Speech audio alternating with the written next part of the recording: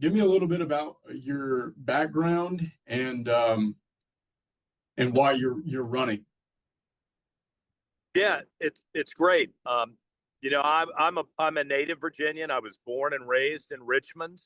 I've got family from Virginia Beach, and my father grew up on South Side in Emporia, Virginia. So I've got a lifetime of different family members dealing with the issues that are still prevalent all over the state of Virginia. And I never thought I would run, but I will tell you, the last several years, there've been a lot of things that have happened that have really made me feel like I had to step up and offer reasonable, responsible, and fairness in state government, good leadership. I was very upset with 2020, the riots that we had in Richmond, and of course, all across the country, where innocent people were victimized. And quite frankly, the Democrats wouldn't do anything about it. They just let people's businesses go bankrupt. They let them be looted. They let businesses be burned. Innocent people were victimized in my hometown in Richmond, and I know in places all across Virginia. I was really very, very angry that the mob went into the street and they decided what artwork and statues and monuments and memorials and tombs could survive and which ones would be destroyed. Listen, I don't think the mob should ever make those decisions. If the voters want to make a change, let the voters make a change. So I didn't like that. During COVID, it was very clear that the government was stomping on certain businesses that they didn't like. They kept the liquor stores open, but then they closed the local stores. And thank God we've had Glenn Youngkin to spend the last 4 years stopping bad things from becoming bad laws. There have been a lot of bad ideas. The trans ideology that is sweeping the state and the country. You know, I'm a unique Republican candidate. Everybody knows my story, but I'm willing to stand up and say that boys do not belong in girls' sports. Boys do not belong in the girls' locker room or vice versa. This is insanity that we're allowing these types of things to happen all across the United States. And Virginia needs to be a leader and say, enough of this. We're not going to tolerate it anymore. Let's go into the campaign. You did a little bit, but tell me if there's maybe like a top three pillars that you all are focused in on and will continue to be if elected. Yeah, I talk a lot about the economy and making sure we have a robust economy in Virginia. I'm in Northern Virginia today campaigning, and there are a lot of people who are very upset about the DOGE cuts. And I understand. I've lost my job twice. It's terrible. I'm not laughing at anybody who loses their job. I mean, you got to pay your mortgage, your rent, feed your family. It's not a laughing matter. But in Northern Virginia, they have a robust economy. So it's likely that even if you have a bad thing happen and you lose your job, that you'll find another one. I know in Southwest, if you lose your job, you may be out of luck. And we've got to have people in Richmond at the top offices all the way through the General Assembly who are working to bring jobs to Virginia so that Southwest Virginia and Southside Virginia have the same economic opportunities that people in Virginia Beach and Richmond, where I live, and in Northern Virginia that they have. And sometimes I think that's been lost over the years. It's one reason I've made a point of coming to Southwest Virginia so many times over the last several months as a candidate. And to be honest with you, when I worked for George Allen, we were there frequently.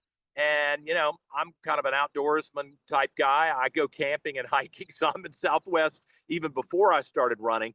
This is important that every Virginian has an economic opportunity that gives them hope if they lose their job. And I'm going to be focused on that. I want to be the ambassador for the state to try to bring new business. But mark my words, if these Democrats win, they're going to get rid of right to work.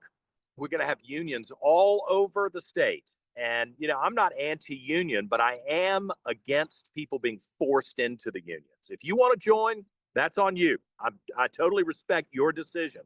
But I don't think the state should conspire with the unions to make sure that you must join the union, that you must have money taken out of your paycheck.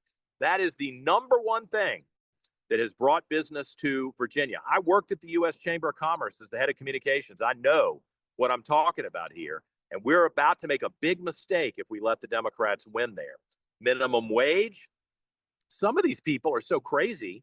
Seriously, they're talking about a $30 an hour minimum wage. That's insane. Do you know how many people that's going to put out of work? I mean, it sounds good if you are popping the popcorn at the movie theater or if you're a janitor and you're getting paid minimum wage. But the goal is to move up the economic ladder, not have that forced. So I've got to stop these crazy ideas because I want to protect people's jobs and their opportunities. And then we've talked a little bit about the culture war with the trans ideology, the CRT, the DEI. Listen, I am as empathetic to other people as any candidate who's ever run for Virginia. But we must have a society that's based on meritocracy, not on the color of someone's skin, good or bad, not based on some sort of external issue. Everybody's got to work. Everybody's got to show that they're willing to get up early in the morning like people in Southwest Virginia do and put in a good day's work and advance that way, not because of their skin color. And the Democrats have never learned that lesson. I think some of them want to have a fair society, but they get lost with this racial revenge mindset. And I'm going to try to stop that and give everybody in Virginia a fair shake. That's why I talk about my goal as lieutenant governor. The reason I left my job and my paycheck to run for this job is to bring reasonable, responsible, and fair leadership to the state capitol. You mentioned the economy, and we are in Southwest Virginia. You mentioned that a little bit. You're wanting to be an ambassador. Are there any specific industries that you could see coming to Southwest Virginia and boosting our economy here? Oh, yeah. I think there are a lot of companies that are looking to expand their factory work. You know, one thing about President Trump being in office is that he's making American manufacturers think, let's bring this stuff back from overseas and put it back domestically for two reasons. One, we can count on American workers and we don't have to worry about sabotage.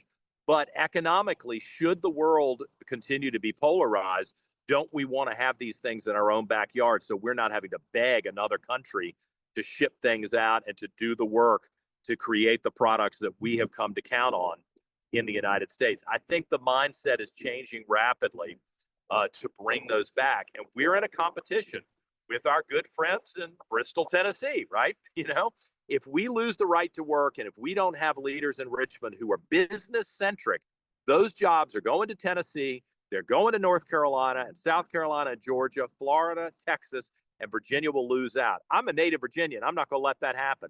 We must make every decision to make sure that we are competitive with our neighboring states. And I don't think that the Democrats, with all due respect, I try to be a respectful person, but they are not thinking that way. They are thinking emotionally. They're not thinking about business. And with me, you've got a businessman who's going to come in and make every decision. Does it make it easier for people to earn a living? Does it make the citizens free? And if the answer is no and no, it's a no from me. And last thing I got for you, as a voter in Southwest Virginia, why should I cast my ballot for you? Well, I'm one of the few native Virginians left in Virginia politics. I think that counts for something. I've got skin in the game. I've got generations of Reids and other family members who love this state, who value this state. I'm in it. There's a reason that as I've traveled all around the world, 113 different countries that I've been in, and I've done international deals, I always come back to Virginia because I love this state. I respect the people of this state, no matter where you live. You don't have to be one of the rich people who's got connections to the White House for me to respect you. I respect you if you're in Southwest, if you're in Emporia, where my dad grew up. I have respect for you. I want you to be successful. That's one reason.